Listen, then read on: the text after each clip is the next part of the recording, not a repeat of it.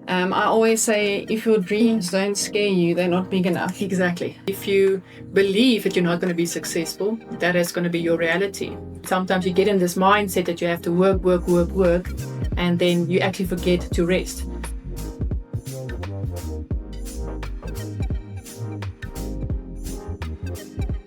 Welcome back to the Confident Alchemist podcast. I'm Debbie, and today I have a story that's going to completely shatter some assumptions about what entrepreneurship looks like, especially for women. I'm here with Melissa Poley, the founder of Graceven. But when I tell you her story, you're going to understand why I was so excited to have this conversation with her. So picture this. Melissa is 31 years old, but she started her business when she was much younger, with just 3 people. Yes, 3. And what business did she choose to build? Commercial tire supply and 24/7 national breakdown service. We're talking about an industry dominated by men, dealing with massive trucks, emergency call-outs in the middle of the night, and a kind of work that most people would assume a young woman couldn't or wouldn't want to do. But here's what I love about Melissa's story. She didn't just survive this industry, she thrived. Graceven has become a leading provider in their space, serving clients across the country. And when she's not running a business or empire, she's hiking, spotting wildlife at the Kruger National Park, or, this is my favorite part, flying planes. Because apparently, running a successful business in a male-dominated industry wasn't challenging enough.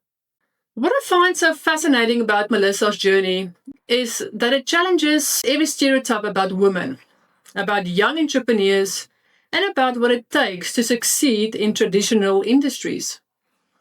The story is going to inspire you who think you need to choose a feminine industry or that you need decades of experience before you can start something significant. And I have to be honest, for someone who spent years in corporate life, I'm in awe of entrepreneurs Melissa, who had the courage to build something so significant in a young age. There's so much that we can learn from her. So let's dive in. Melissa, welcome to the show. Thank you, Debbie. I'm excited to dive into your story. I have to start with the obvious question I think that everybody's wondering about. You're a young woman who chose to start a business in the commercial tire business industry and breakdown service, an industry that is very traditionally male-orientated. What drew you to the space? Was this always the plan, or did you stumble into and realize, well, I found my calling? It was not always the plan. Aviation was my passion, and I truly thought that I would have a career in aviation. But my dad was quite adamant at me getting a degree behind my name that is outside of aviation. And so I studied my BCom in business management, and I've always had a very, intuitive mind around business and the idea of building something that I can be proud of. Yes. So the tire industry actually was an opportunity that came over my path. And when I started researching it, I realized that there's a gap in the market. And in South Africa, most of our commodities are transported by truck. Yes. And for the foreseeable future, it is going to be a necessity in our country. Oh. And so therefore, when the opportunity came across my path, I began doing research, and I fortunately had a friend in the industry who I really and truly, he taught me quite a bit about the industry. Okay, yes. To be completely honest, I thought a tire was black and round and it rolls in a direction. Yeah, that's about it. That's about it. But Yeah. it's actually not. It's extremely technical. Okay. Yes. And to be completely honest, I didn't see it as a challenge being male dominated. I always say, if your dreams don't scare you, they're not big enough. Exactly. Beautiful. And I saw the opportunity and I grabbed it with both hands. And yeah, that's how I started. I'm curious. When you first started, when you told people about your business idea, What was the kind of reaction that you got? Did people trying to talk you out of it, or were they actually supportive in this unconventional choice? I had a lot of family and friends that were extremely supportive, but there was a lot of doubt, especially in the industry. It is a very male dominated industry, and there are still a lot of the older generation males that do own the transport sector and has share market value. So, for me, it was just, how can I set myself apart from the rest? What can I do differently to most other males in my industry? And that was just work twice as hard. Beautiful. Make sure that I know what the products are that I sell, even on a technical standard. So if I step into a room and there's a lot of doubt, I can back myself with knowledge. With knowledge, yeah. I always say knowledge is power. And if you are able to convince someone in that space, and we can then provide an application-specific solution for a fleet with a technical background that fits the budget of the transporter, that's how you gain credibility. Yes. Yeah. That's how you build lifelong trusted business relationships. And that's why most of my customers has walked this journey with me from the beginning and are still my customers. Yeah. Let's talk about the early days. You started with only 3 people. So that's incredibly lean for any type of business. But especially for a business that needs to provide 24/7 breakdown service. Take us back to that early days. How did you build trust with clients? So what was your strategy to competing against the bigger players in the industry? I've always known about my competitors, and it's always good to know where in the market they fall. But the moment you put your focus on your competitors, you lose sight of where you are heading. That's true. And for me, it was always a very clear vision and what I wanted to accomplish in Graceven. And I'm very privileged to say that we've built a team now to do exactly that, with a culture that also supports that vision. But Debbie, to be honest, in the early days, it wasn't always sunshine and roses. No.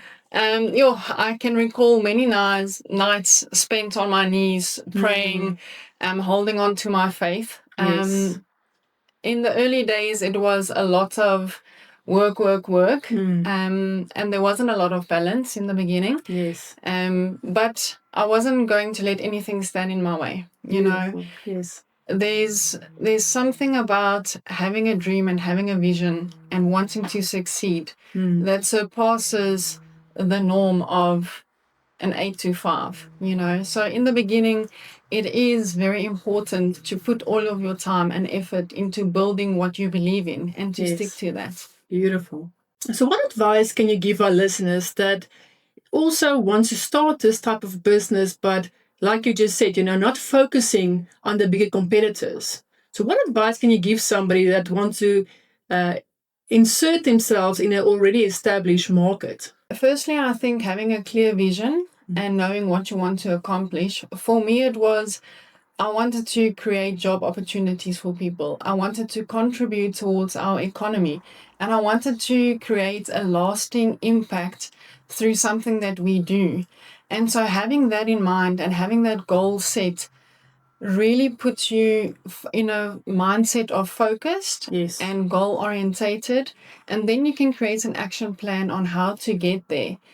There's a saying that says, don't let the fear of striking out keep you from playing the game. Exactly, yes. And the thing is, you are going to fall down. Yes. And believe you me, it's a lot of trial and error. It's not you're going to just start a business and it's going to succeed. But you have to have faith and you have to have the perseverance to push through, no matter how many times you fall down. Beautiful. Make sure you get back up because the opportunity or the one breakthrough that you need might be just around the corner. So always get back up. Don't be afraid to fail. But also don't live in the fear of striking out. You have to play the game. I want to address something that is very important to discuss. The commercial vehicle industry, dealing with truck drivers, fleet managers, emergency breakdown situations. These are environments that you might be the only woman in the room. Have you faced challenges because of your gender? And if so, how have you navigated those situations? Yeah, Debbie, so definitely. And I think the strategy surrounding that was finding the right partners which would walk this journey with me in support of me being a female in the industry. Yes. So I literally got in my bakkie when I started Graceven, and I traveled across South Africa, literally knocking on people's doors, telling them my story, the vision that I have, and what I want to create, and asked them if they were willing to join me on this journey. Beautiful. And there were a lot of kickback from some people, most definitely. But it was also quite amazing to see how many people are open to helping. Yes. How many people are open to walk this journey with you. And during this time of building Graceven, I've really built not only business relationships with my partners, but also friendships. Definitely, yes. And long-term friendships. And I always say it's very important. Brad Richardson said, don't be the smartest person in the room. Surround yourself with people that you can learn from. Yes, you know, stand on the shoulders of the giants who have paved the way for you and make use of that. But definitely a lot of a kickback from certain people in the industry, especially the male-dominated side. And I think it's just perseverance, and the right customers will come on board and the right suppliers will support you. And again, it's just about not giving up. The right doors will open for you, and believe in yourself. At the end of the day, if you don't, you won't succeed. So I think it starts with your internal affirmations upon yourself before you enter into the world. Yeah, I think that's very important. Like you said, if you believe that you're not going to be successful, that is going to be your reality. But what you mentioned beforehand was, you fell back on your knowledge, your expertise. So no matter if you're a male or female, you focus on, I know what I'm talking about. I'm an expert in this field. And that is why, you can listen and you can trust me, because I will give you the best service out there. You gain a lot of credibility and trust when once you've said something, make sure that you stick. Your word has power and your reputation has a lot of power. I recall loading tires on the back of a bakkie 2 o'clock in the morning by myself and driving to Bethel, Yeah. So if you've made the commitment, make sure you can fulfill it. Yes. And if not, make sure your customer understands that you've really gone through A, B, C, D, even to Z to try and, satisfy their needs. And sometimes you are going to face difficulties, and sometimes things aren't going to always go your way, but stand strong in who you are and what you believe in. Let's talk about growth. You built Graceven into a leading provider with national coverage. That's massive growth from those early days with just 3 people. Yeah. As a young entrepreneur, how did you learn to lead and scale? Did you have mentors, or was it more trial by fire? What were the biggest leadership lessons you had to learn through this journey?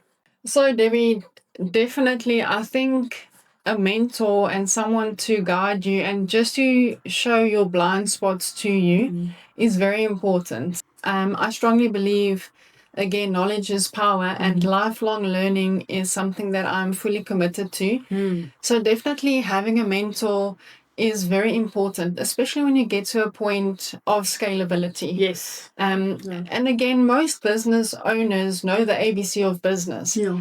But it's sometimes those blind spots that you are not yourself aware of that needs to be pointed out.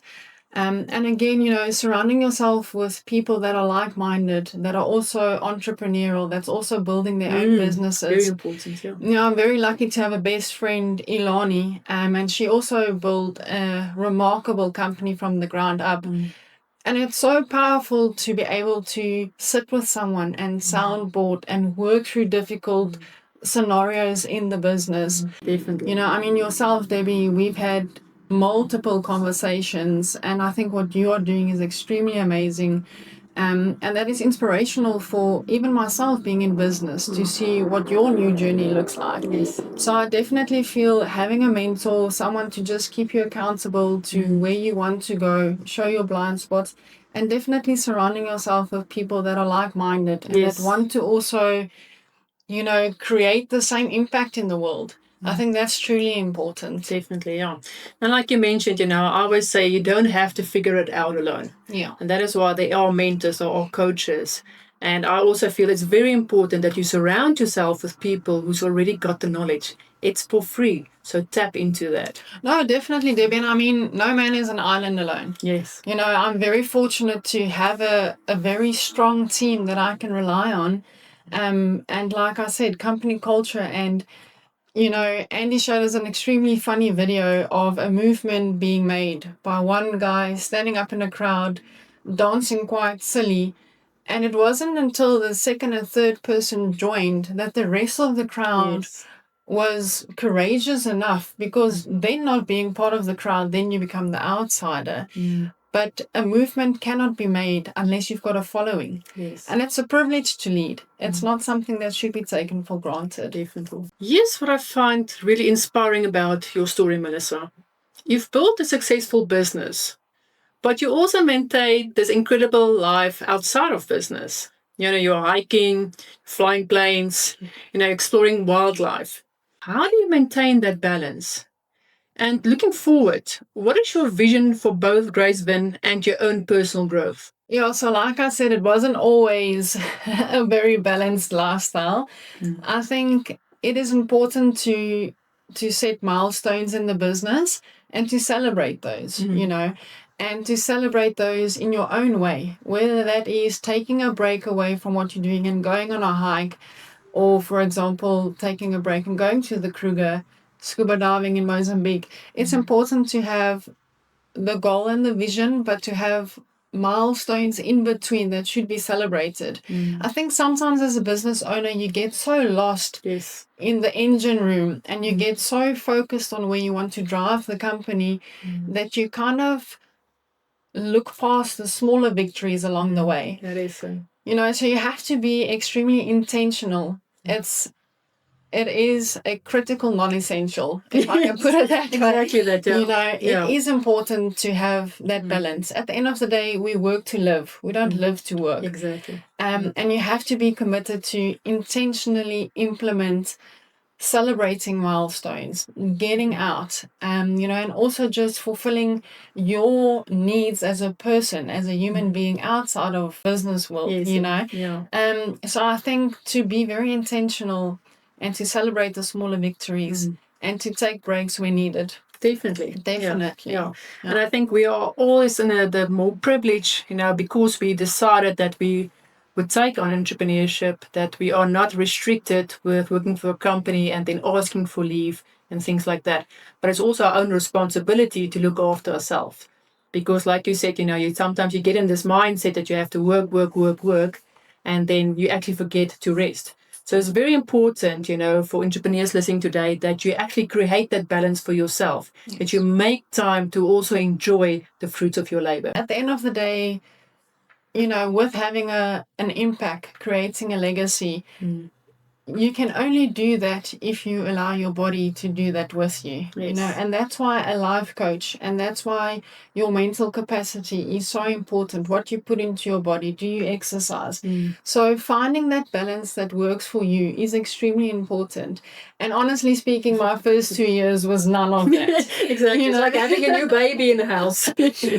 100%. My first 2 years was none of that. It was all drive, but there's a time and a place for everything. When you are starting up, it does take a bit of extra effort. You have to grind. But again, I think it's extremely important to also have your personal goals and to make sure that you achieve those goals. For me personally, for example, I would love to still go and travel. I would love to visit other countries, to do hikes in other countries. I am an avid scuba diver. I'd love to go to, other countries, Bora Bora and so forth. Yeah. And also in flying. That's a passion that, I definitely, the next goal is to go over to Rota.